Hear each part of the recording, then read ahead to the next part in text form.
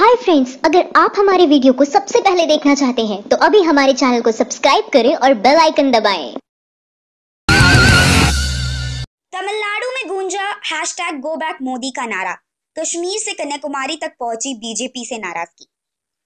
लोकसभा चुनाव के तरीकों का भले ही अभी ऐलान ना हुआ हो, मगर प्रधानमंत्री मोदी प्रचार के लिए तैयार हो चुके हैं।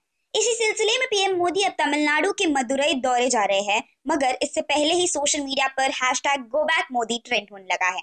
इस विरोध की वजह एक नहीं बल्कि कई है। जिस तरह से वहां आए चक्रवात और तूतीकोरिन के स्टारलाइट प्रदर्शन के बाद कई दर्जन भर लोगों की जान के बाद भी सरकार चुप ही रही थी।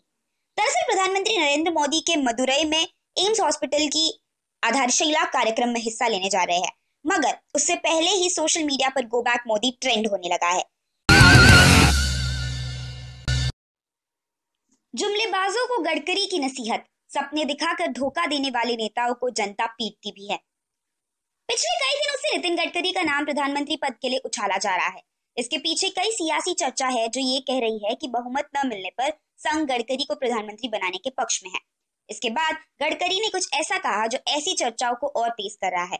एक कार्यक्रम में गडकरी ने पीएम मोदी का नाम नहीं लिया, मगर वो सब कुछ कह गए जो एक विपक्षी नेता पीएम मोदी के नाम पर कह रहा है। गडकरी ने कहा, सपने दिखाने वाले नेता लोगों को अच्छे लगते हैं, पर दिखाए हुए सपने अगर पूरे नहीं किए तो जनता उनकी पिटाई भी करती है। इसलिए सपने वही दिखाए जो पूरे कर सके। मैं जो सपने दिखाता हूँ 100% डंके की चोट पर पूरे करता हूँ। गौरतलब हो कि इससे पहले नितिन गडकरी ने जवाहरलाल नेहरू की तारीफ की थी। इसके बाद उन्होंने इंदिरा गांधी की तारीफ करते हुए कहा था कि खुद की योग्यता साबित करने के लिए इंदिरा जी को आरक्षण की जरूरत नहीं पड़ी थी।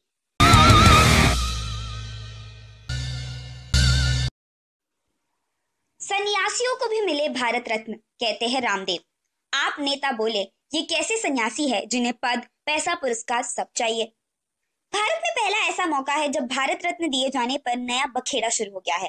अब योग गुरु कम उद्योगपति रामदेव ने मोदी सरकार से अपील की है कि अगले साल से भारत के सर्वोच्च नागरिकता सम्मान भारत रत्न से सन्यासी और संतों को भी नवाजा जाए।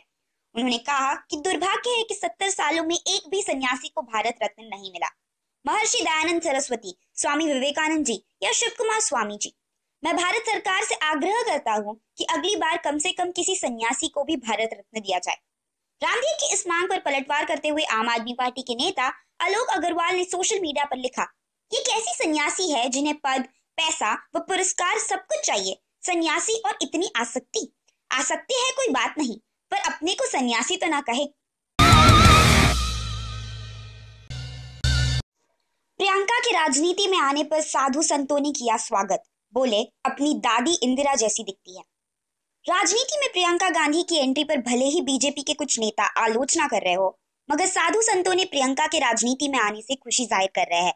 वहीं प्रियंका भी कोई मौका नहीं छोड़ना चाहती है, तभी तो वो 5 फरवरी को कुंभ में स्नान करने के बाद पार्टी के राष्ट्रीय महासचिव का पदभार ग्रहण करने जा रही है। इस खबर पर अखिल भारतीय अखाड़ा परिषद के अध्यक्ष महंत नरेंद्र गिरी महाराज प्रयागराज में साधु संतों ने प्रियंका गांधी की राजनीति में आने का स्वागत किया है। उन्होंने आगे कहा कि प्रियंका की छवि बिल्कुल अपनी दादी जैसी, अगर कुंभ स्नान करने आएगी तो साधु महात्माओं का आशीर्वाद मिलेगा।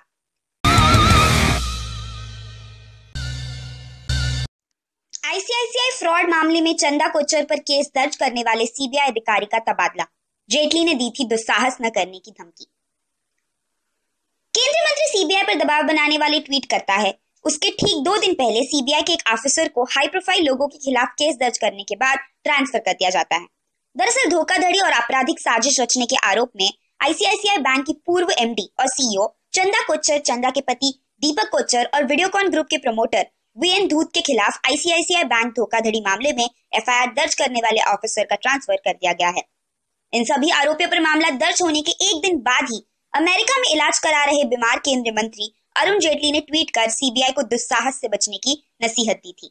कांग्रेस का आरोप है कि इस मामले में केंद्रीय मंत्री जांच एजेंसी को डरा धमका रहे हैं और सीबीआई पर दबाव डाल रहे हैं।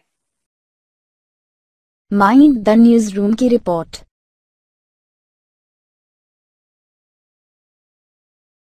उम्मीद करते हैं आपको ये वीडियो जरूर पसंद आया होगा। हमारे इस वीडियो को लाइक और शेयर जरूर करें, और अगर आप अपना कुछ फीडबैक या सजेशन देना चाहते हैं तो नीचे कमेंट सेक्शन में कमेंट लिखकर दे सकते हैं। अगर आपने अभी तक हमारे चैनल माइंड द न्यूज को सब्सक्राइब नहीं किया है तो प्लीज अभी सब्सक्राइब करें और बेल आइकन भी दबाएं ताकि आपको हमारे नए वीडियोस के बारे में सबसे पहले पता चल सके। तो देश दुनिया की सनसनीखेज और मजेदार खबरों के लिए देखते रहे माइंड द न्यूज। नमस्कार।